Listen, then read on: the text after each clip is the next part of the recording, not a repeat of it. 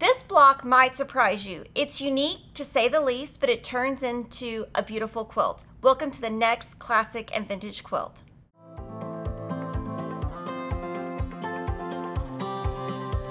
As part of our classic and vintage quilt series, this is the ribbon border block that was originally published in 1929 by the Kansas City Star. This block has the McKim Studios signature, which was Ruby Short McKim. She was one of the best known quilters in the 1910s through the 1930s, and if you know anything about American quilt history, it's a familiar name. In her description, she writes that she named this block because our grandmothers pieced it of ribbons on a background of changeable silk and considered it the finest of borders. It definitely makes a great border block, just like you see here, but in our quilt, you will see that we use that block for the full quilt, and it makes an amazing design all on its own. Now what you can do is go to factquartershop.com and download the free block pattern. I'm going to show you how to make this block, but just so you know, the ribbon block I'm showing you today finishes at 12 inches, and once you download that, if you want to turn it into a quilt, we have a low price pattern to make this in crib, lap, large lap, or queen. And what we'll be making today is the cat's cradle block, which is right here.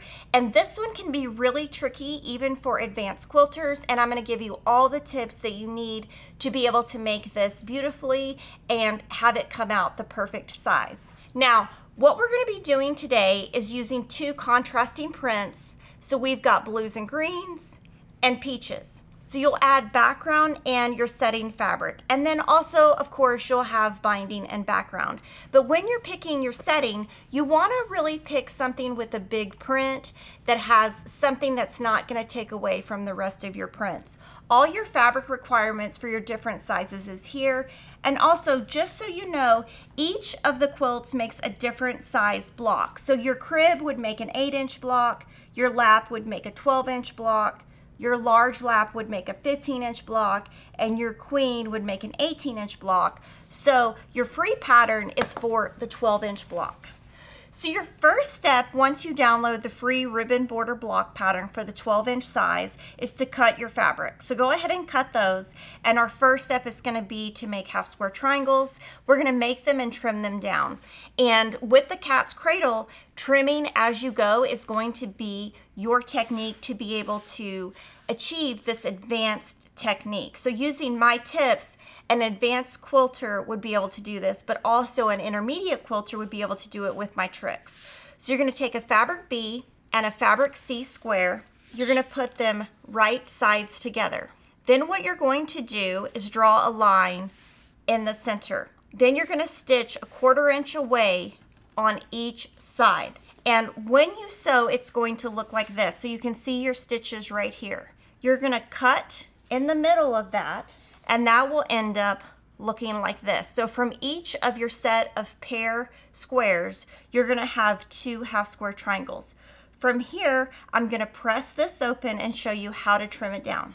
So first, set your seam, press to one side, let this cool down a little bit. I like to finger press this open first and then press open from the back, and then also from the front.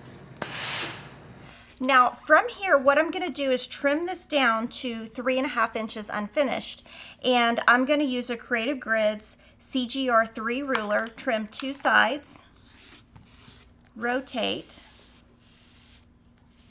trim the other 2 sides, and then you're going to have a perfectly unfinished 3.5 inch square. Now, if you don't want to have to do that, you could make your half square triangles using triangles on a roll, 3-inch finished, which we have a note right here.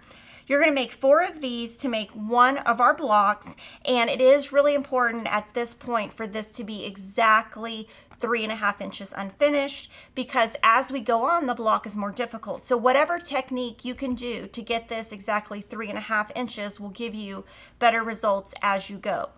Now your next step is going to take all of your fabric D and all of your fabric A squares and cut on the diagonal once. Now I am going to give you a tip.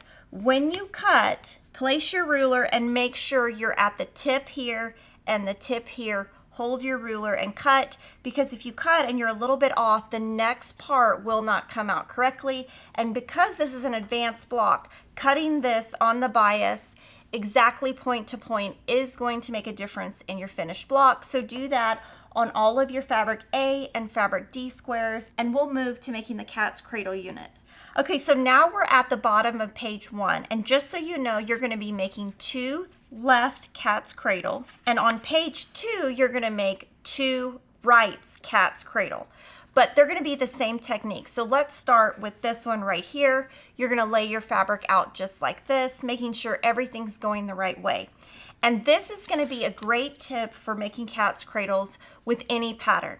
Now right here, you're going to add a white. Now you can either add the bottom first, the top right first, it doesn't matter. I'm going to show you the way I would do it, which is the top right. The most important thing to do here is put these right sides together and line up the top, not the bottom, not anything else. It has to be 100% right here. Now this is going to hang over more than 1/4 inch. You're not going to worry about that because we're going to trim that off later. So put at least 2 pins, and when you look at that and you turn that over, it should be exactly like this, perfectly flush at the top. We're going to stitch with a 1/4 inch seam and then press open. You're going to use your normal stitch length. I like to use a really short one at 1.5. Okay, I'm going to press open. First, I'm going to set my seam, press to one side, and press this open. This has a lot of seams, and you're going to get a better result if you press open. Now, what I wanted to show you here is that needs to be perfectly straight to get the result you're looking for. So that's how that should look. Now, right here, this is how this looks, and you have this little tip here. You need to cut that off perfectly straight. So just put your ruler. I wouldn't use scissors. I would definitely use your ruler and just cut that off, get that out of the way. Place this back down, and again, this needs to be perfectly flush and straight. So you're going to line that up, pin, and sew with a 1/4 inch seam right here.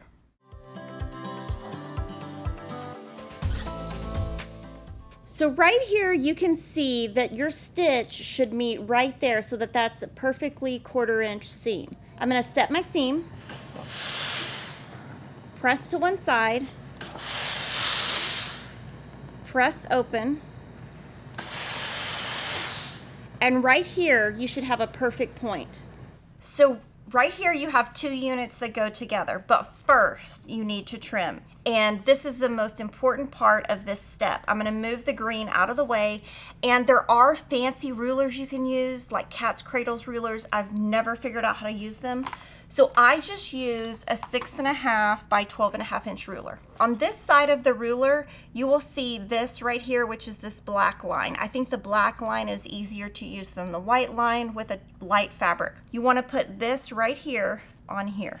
And when you do that, your seam for your half square triangle should be here and here. Your 1/4 inch should touch right there, and you're going to trim. That is going to give you a perfect line that's a 1/4 inch. But right here, there's another step to do. On the back, right here, if there's any bulk, you want to get that off. That's going to help on the next step.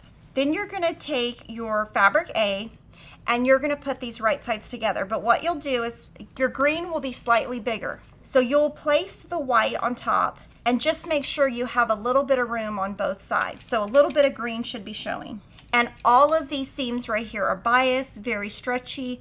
The more pins, the better result you're going to get. So I'm going to put at least 4 pins. And when you're sewing, you're going to sew with a 1/4 inch seam. Don't remove your pin until you go right up to it so nothing moves. And right here, when you stitch a 1/4 inch, it should hit right there. And you can either stitch with this on top or this on top. It really doesn't matter.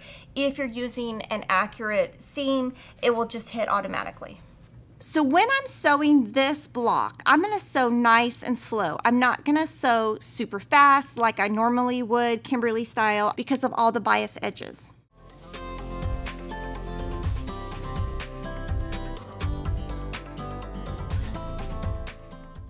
So just looking at this, see how when you pull it, you see it's bias? You just want to make sure you sew nice and slow and you've got a straight line. Set your seam. I'm going to press toward the green first. That should be a perfect point right there. Press your seam open and just put your iron right on that seam.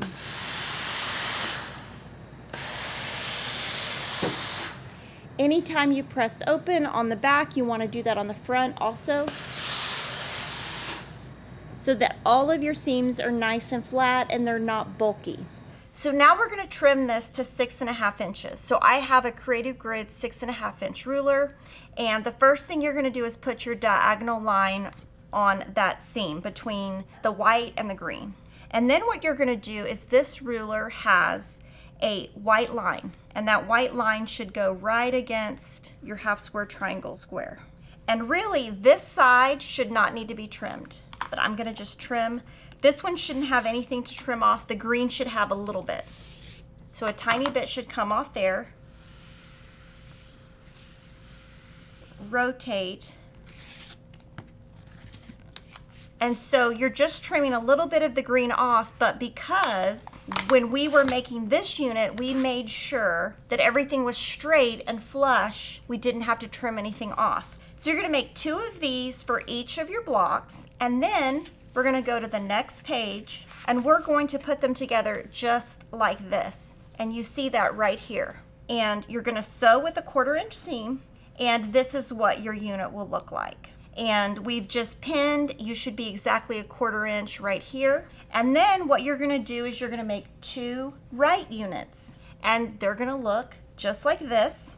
Then what you're going to do is rotate them, and it's going to kind of create this arrow effect. You're going to sew with a 1/4 inch seam, press open, and this is how your unit is looking. And now you can see where the ribbon border is coming from, because it will create a ribbon when you start joining blocks. From here, you will sew with a 1/4 inch seam, and you'll pin right here. I'll show you. When you do this, if you pin and you put your pin right in that seam and right in this seam right here, where they're both at that intersection, and pin just like this, pin at each end. Then when you sew that open, you're going to have a really nice point right here. And this is going to be your ribbon border block. Now remember, this is the 12 inch size for the lap quilt. Now, whether you're using any of the blocks, you use the same technique. You might just need to use a different ruler to trim down, because all the blocks are a different size. But I really do think that with this technique, you're going to be able to get perfect cat's cradle units put into a beautiful ribbon block. Now that your block is finished, let's look at how we place all of the blocks with our accent fabrics. You're just going to work with the placement of your ribbon border blocks, and you are going to have some accent fabrics. And it's really important to pick an accent fabric that's not going to distract from your blocks, and that your ribbon fabric will actually stand out. So you will place your fabric just like this, and this actually is symmetrical. So whether you turn the quilt this way, this way, this way, it's all going to be the same. And as long as your blocks are pieced correctly, you're going to have this really cool center flower that is created. And this might be an advanced quilt, but I know with the tips I gave you, you can do this. And I love the zigzag effect, because I've never seen anything like this design in another quilt just like this before. Now for the pantograph, we picked the Hostess design. It's like a little daisy, really cute. And the daisies are just joined. We used white thread, and we did that so that the thread would not show up on any of the fabrics, and it just fades in the background. I hope you have learned some new techniques for the cat's cradle. Let me know if you have any other tips for everyone in the comments. I'd love to see them, and make sure you join me every Friday for my weekly live streams. Subscribe, and I'll see you next time.